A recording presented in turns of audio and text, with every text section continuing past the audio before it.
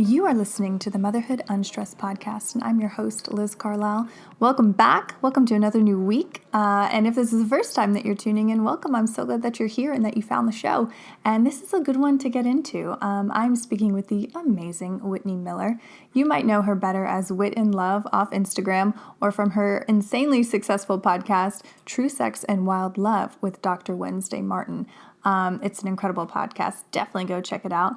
And this is an episode where we are talking all about sex, all about relationships, but not just open relationships or traditional relationships, really the relationship that you have with yourself. And Whitney is someone who has always followed her own inner voice, followed her own intuition. She's had the courage to do that. And because of that rare trait, she's lived an amazing life, an authentic life, and really been true to herself throughout it all. And I think there's a lot that we can gain from, listening to a person like that, listening to someone who has taken risks and failed fast and rebounded and done something else. I'm always really inspired by people who really just put it all out there and are real with those around them, even when, you're going to get criticized or judged or things like that. So I hope that you enjoy this episode, that you learn a lot, that you can take from it what you like and leave what you don't.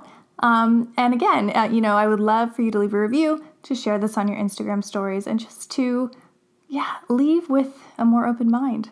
Not just about open relationships, but about your life and the possibilities that could come when you expand your normal way of thinking. Enjoy. This episode is sponsored by Motherhood Unstressed CBD. You can pick up your organic, third-party tested CBD in stores around the country or at motherhoodunstressed.com.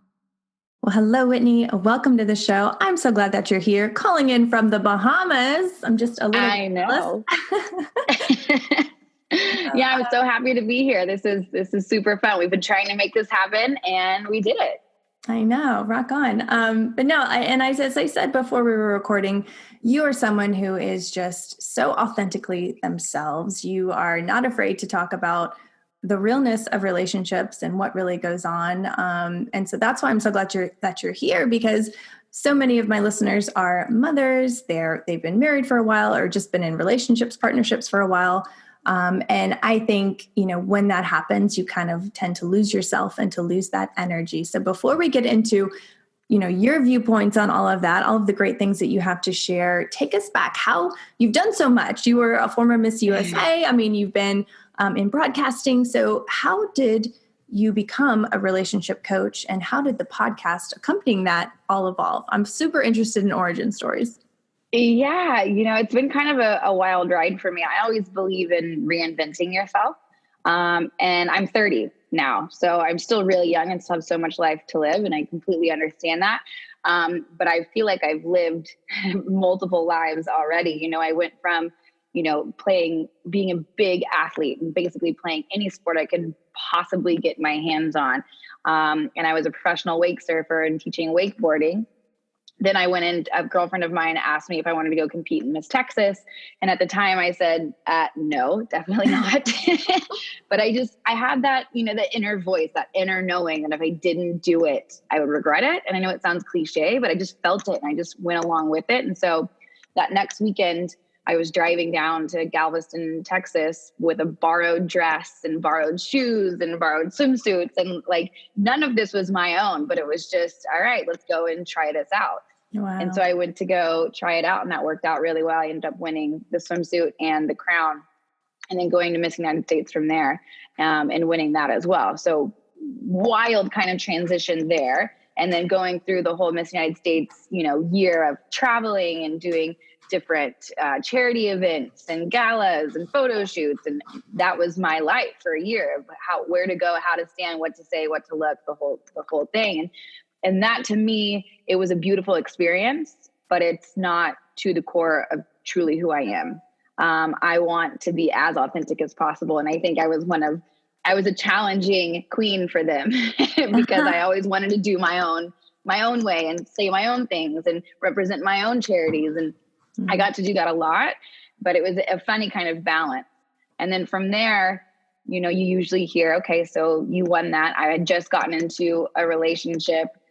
We were together for maybe a year, and you always hear, okay, so once you hand the crown over, that means they're going to get married and have babies now. And I was 22 and I wasn't quite ready for that yet. I had at some point, yes, but not then.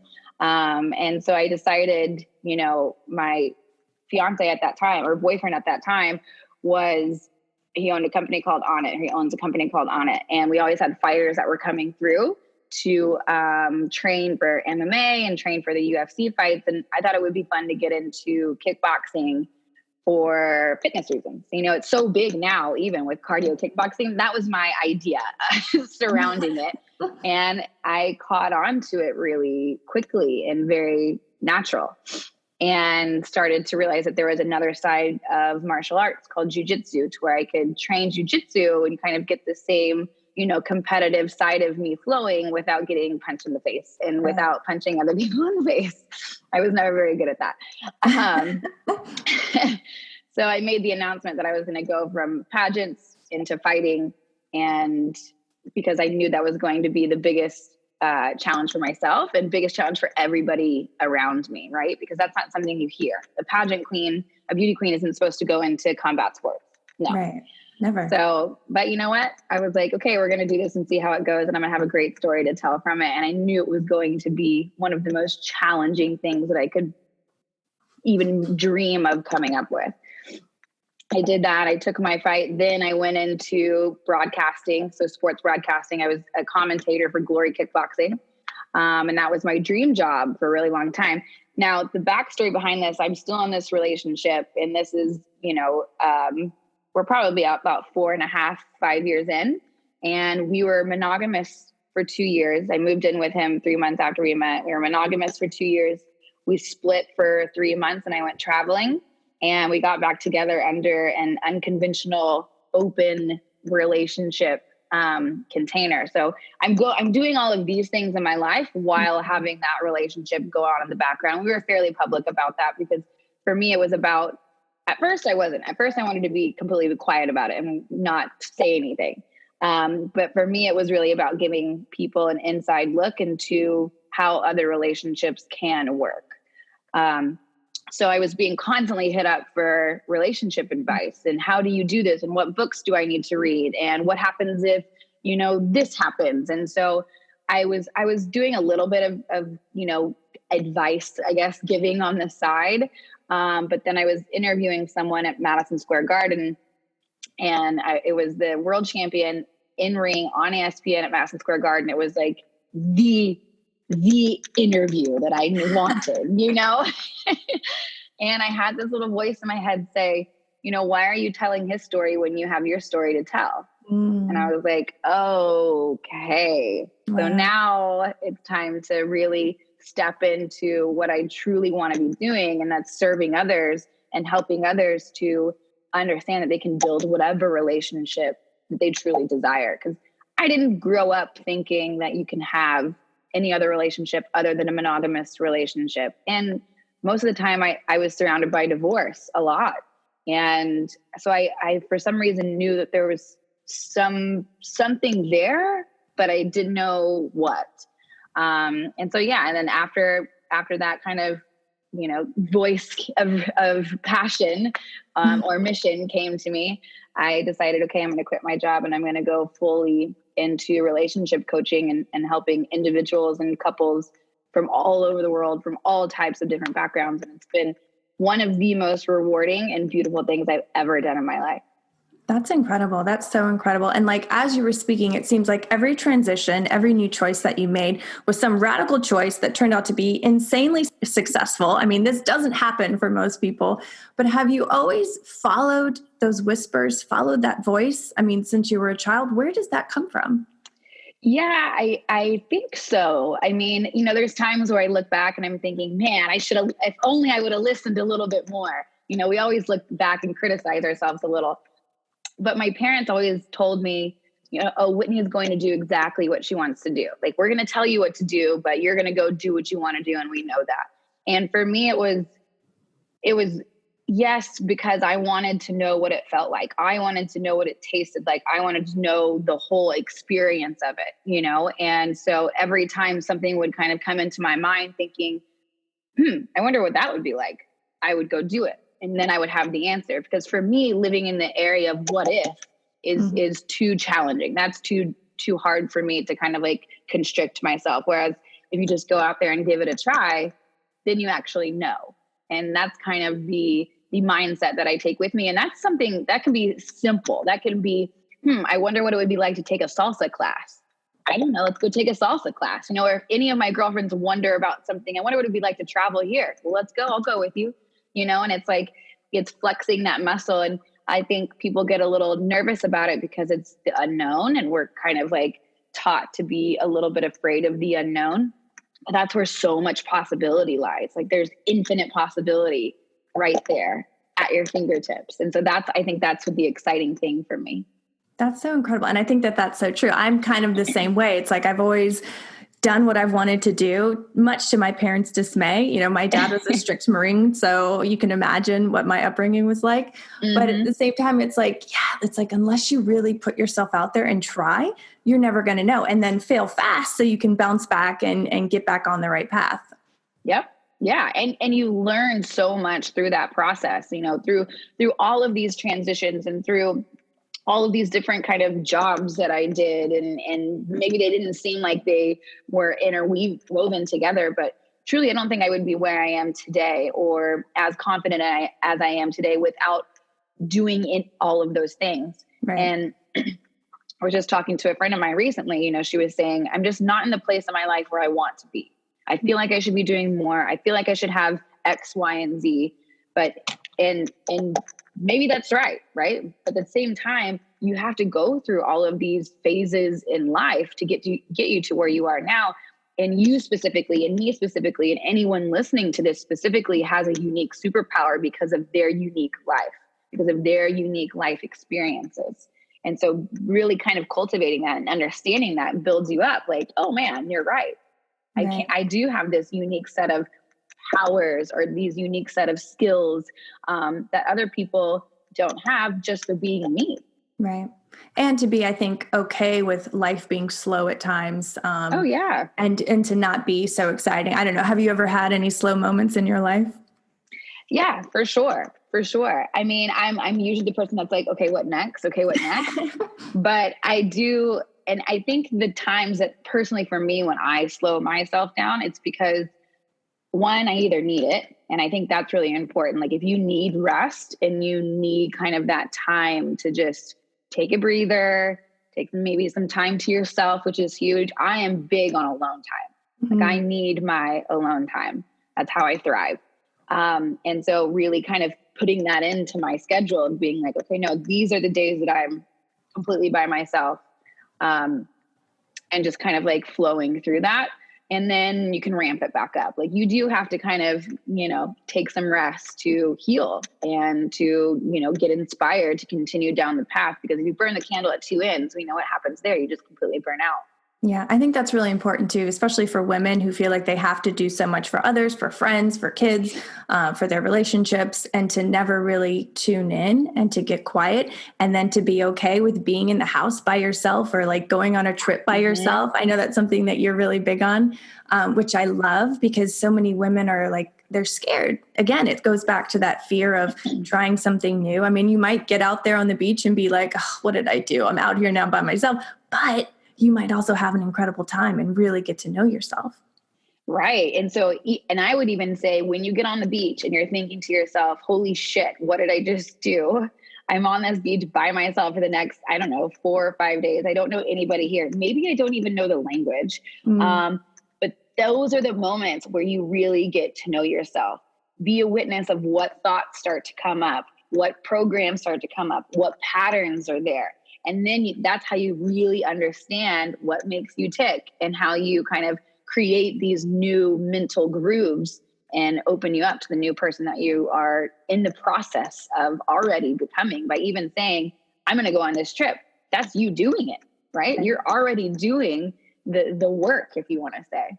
Yeah. And what would your advice be for someone who's doing the work and they're not comfortable? They don't like it because it's not necessarily fun to look at your demons and to look at, possibly like automatic negative thoughts that you might have, when you're really by yourself.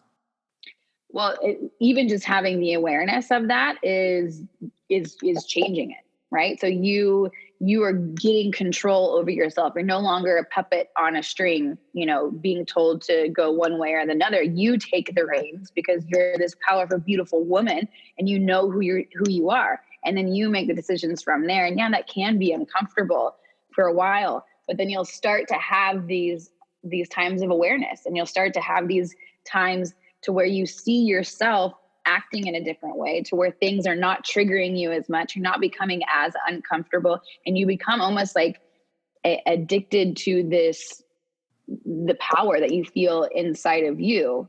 And so really any uncomfortability, leads, that's like getting into a cold plunge. I don't know if you do hot cold therapy, but I'm obsessed with it. But you get into that cold bath, and you have to really force yourself to sit in there. It hurts a little bit, and you breathe, and you watch the clock, and you breathe some more, and then you get out and you feel absolutely incredible, because one, it's healthy for your body, but two, it's a big mental game that you're playing with yourself, and you showed yourself that you were able to do it. That's really where the power and the inspiration comes. And then from that moment, by being able to bring that same energy into your family, or into your relationship, or into your job, or into your home even, is so beautiful. I think so too. I think anytime you do something that's really hard or uncomfortable, you come out of it like, I just did that, I'm strong. Yeah. I just did something new. I love it. That's so true. But going to relationships, which is really your main thing that you're doing, and you're incredible at it. For the listener who has been in a relationship for a long time, not necessarily marriage, but just a partnership, and you've got kids, what is something that they can do to make it better? Because the women that I talk to, at school, on girls' nights and things like that, they are not necessarily happy, and not that they're unhappy, but it's kind of boring. Yeah. Yeah. You hear that a lot, right? So first and foremost, anyone hearing that is that you're not alone. Right. That is so very normal. In fact, there's been a study done on long-term relationships when it comes to sexual boredom in relationships. And maybe this isn't just sexual. Maybe this is just really, you're just kind of bored. You don't know what to talk about anymore. You don't know what to do anymore. Everything's focused on the kids. But there's this graph that shows, at least when it comes to sexual boredom in relationships, is women at 1 to 3 years completely drop off. It like plummets. Whereas men come up and they kind of like plateau about 4, 5, 6, 7 years. But for a female sexual desire and sexual boredom, it completely plummets after 1 to 3 years, which is really interesting, because everything we've heard is the complete opposite of that. Right. We're not as sexual as men. Monogamy is harder for men than it is women. We shouldn't have these desires when, most of us probably feel a little bit differently. We know that we are sexual beings, and it's fun for us, and we enjoy that. So I think if you're in a long-term relationships, and it can depend on where that boredom is coming from. If it's trying to do new activities together, really, if you can do an activity together that increases adrenaline, that's been shown in studies to help, bring couples together, because it's that same thing. When you do something uncomfortable, you come out of it saying like, oh my God, I did that. And you have that flood of adrenaline and that flood of dopamine and all of these endorphins. And you do that along with your partner. It then brings you guys together chemically. And so that's like one easy way that you can do it, and if it's also taking the time to be in the relationship, I know that there are kids a part of this, and there's so many different schedules going on, and there's business and all of that. But at the same time, really, we work so hard on our business, and we do so many things towards our business, but we tend to not do that in our relationship. And this is a person that we're living with day in and day out, someone that we truly care about and love. So what are the things that you can really like show up for in your relationship with each other? So I think those are the two that they obviously go hand in hand, making time for each other. And the biggest thing I think is communication. Like everyone wants, even when it comes to sex, even when it comes to how do I make my relationship better, even when it comes to anything, well, are you communicating it? That's what I want. That's what I want to talk to you about, is how do you as a woman express desires that you've been feeling, or, maybe you want to talk about opening up the marriage, or, you couldn't even imagine bringing that up to your spouse because they would jump out the window. Like, how would you recommend these women start talking about uncomfortable things, or even, feelings of boredom, anything on the spectrum, in a way that's going to be well received by the man? And I know every guy is different. This is not a catch-all, but how would you recommend starting that process?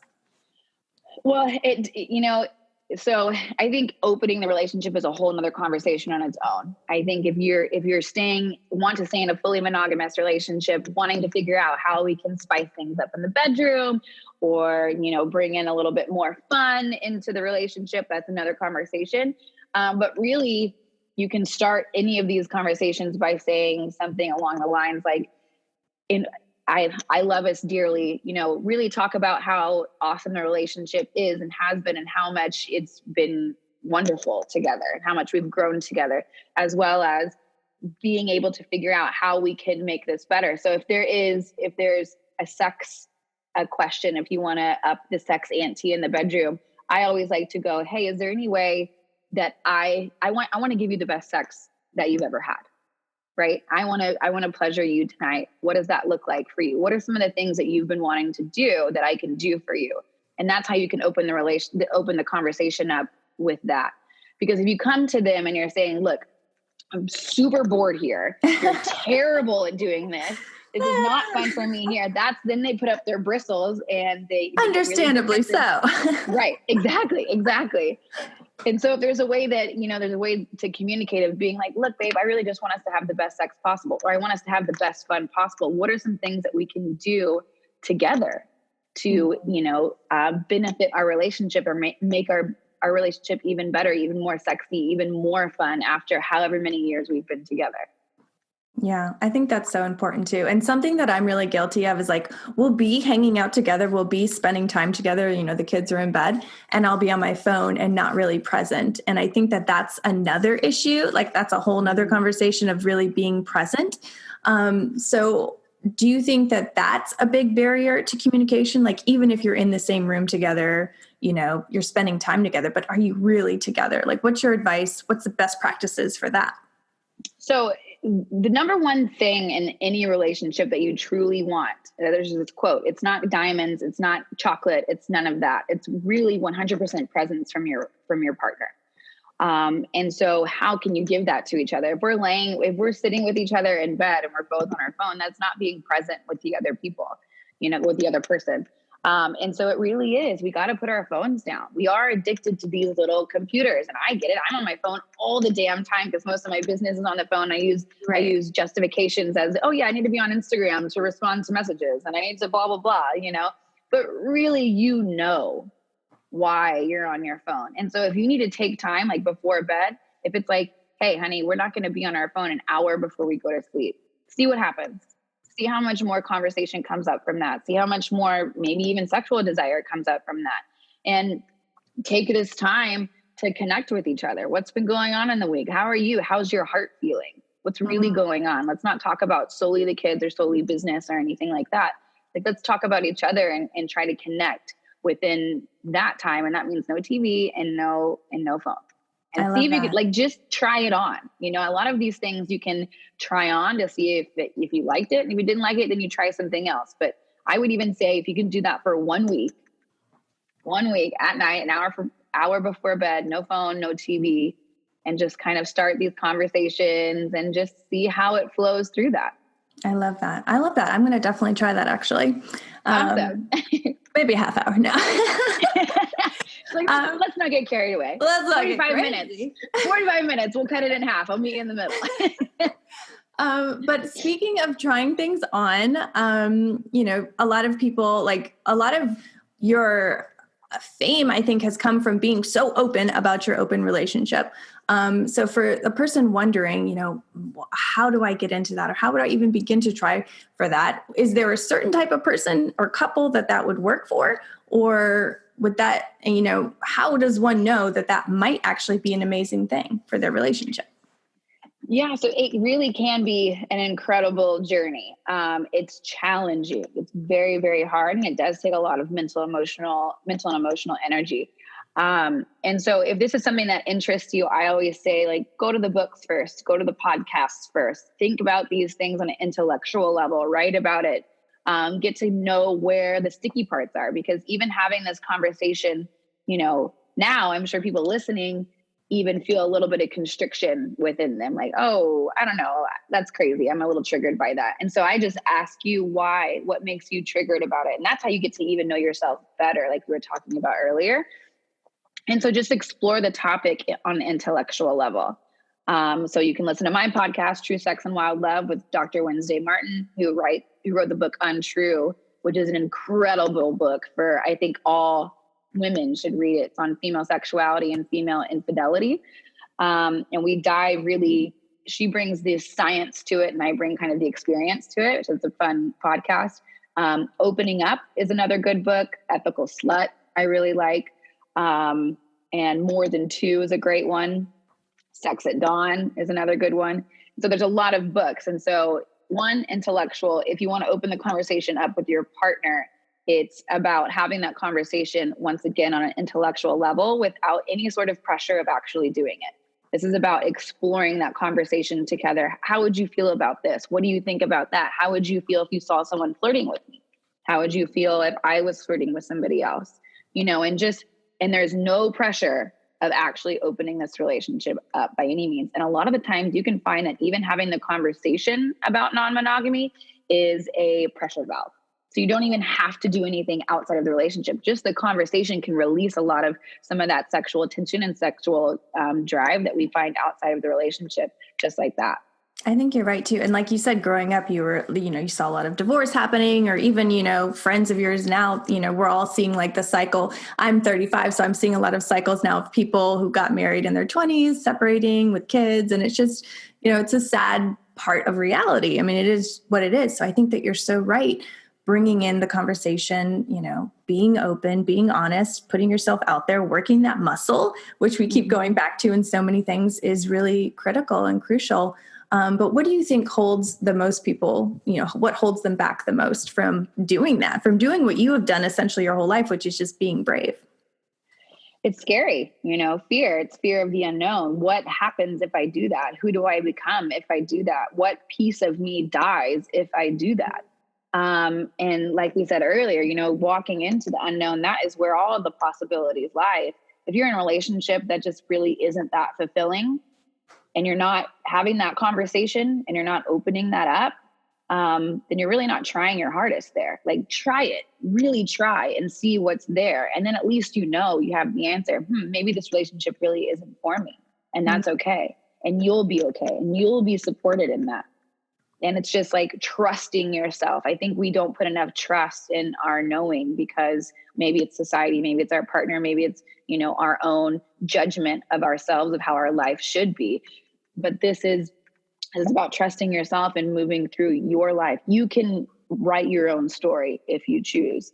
And if you're in that relationship and you want to make it better, it starts with having that conversation. And that might be a little scary and it might be a little crunchy at first, for sure. But it can also lead to, it's the only way that it leads to the relationship that you truly desire with your partner. Yeah. Yeah, absolutely. And then if you try it and it fails miserably, at least right? And then you're not stuck in this middle ground. A lot of us live in this middle ground because we don't want to rock the boat too much. We don't want to try this. We don't want to try that either. Like, yeah, maybe it does fail. And you come out of that thinking like, wow, that hurt. And then a month or two later, 6 months later, like, thank God I was able to do that, because that opened up so much in me that now I either met this new person, or me and my kids are happier than we've ever been. I'm a happier person, which means I'm a happier mother. Yeah. I'm a happier, human being in this world, just from having that one conversation and maybe going through a challenging situation. Absolutely. So if there were one big takeaway from, your message, the work that you're doing for the mother listening to this right now, what would that be? I would say to, trust yourself and not judge. We get really easy and we criticize ourselves and we judge ourselves so much and so all the time. And so if it's anything, it's trust that knowing, listen to yourself a little bit more, take that alone time when you need it. It's not selfish. As a lot of people think that, a lot of people think, taking that alone time to yourself is selfish, or, going to that workout class, or saying no to another mom at school. No, that's not selfish. You're taking care of yourself. And that's the way that you really take care of your family, and then not judging yourself for that. Oh, you're going to be a good mom. I can already tell. Oh, thank you. Well, we are at the point in the interview where I ask you 3 rapid fire questions, if you're ready. Here we go. Okay. A healthy relationship is? Honest. I am grateful for? I am grateful for my challenges. Nice. And what's something that you've learned in life that you wish someone would have told you earlier on? That I think kind of what I said, like, you can paint your own picture completely. I love that. Oh, so good. So how can the listener find out more about you, the retreats that you're doing, your podcast? Tell us all the things. Yeah, I'm so excited. So my podcast is called True Sex and Wild Love. And like I said, that's with my co-host, Dr. Wednesday Martin. And we bring on different guests and experts in the field, and we cover all topics, anything and everything, from open relationships to monogamy to politics to anything and everything, sex toys and the whole thing. And so you can find that on iTunes or Spotify, on all of the podcast platforms. And then you can contact me. I'm on Instagram at Wit, the letter N, Love, Wit in Love. And if you're interested in doing any coaching, I work with couples and singles from all over the world of all different relationship constructs. So if you've been married for 25 years, or you're going through a divorce, or you're single, or you're open, or you're transitioning to open, or you're polyamorous, it's really anybody and everybody. And you can email me at whitneyinlove@gmail.com. And then, I'm throwing a retreat in May, an all women's retreat in May, which I'm very excited about, in Costa Rica, Nosara, Costa Rica. And that's all about finding that wild inner truth for you, and really tapping into that. And we're going to have some amazing other teachers come down with me. And it's going to be one transformational, beautiful weekend. And Nosara is one of my favorite places on the planet Earth. It's one of the places that I've traveled by myself so many times, because I feel really safe. And they have a great beach, and the food's really healthy, and they have a beautiful yoga retreat there. And that's where we're throwing the retreat. And I'll have some more information about that here in the coming months on my Instagram. Beautiful. That sounds amazing, by the way. I think a lot of mamas listening to this could benefit from going to something like that, especially with you leading it.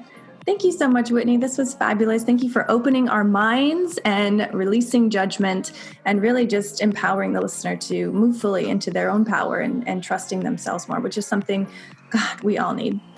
I hope I did. Yeah, so much love to you and all the listeners. And this was a lot of fun, so thanks for having me. You have been listening to the Motherhood Unstressed podcast, and I'm your host, Liz Carlisle. If you found any kind of value out of this conversation today, please share us on your Instagram stories, tag us at Motherhood Unstressed, and hit those 5 stars. It literally takes 5 seconds to do that, and you will feel so good for giving back to the show if we have given anything to you. Have a great week. Love you guys.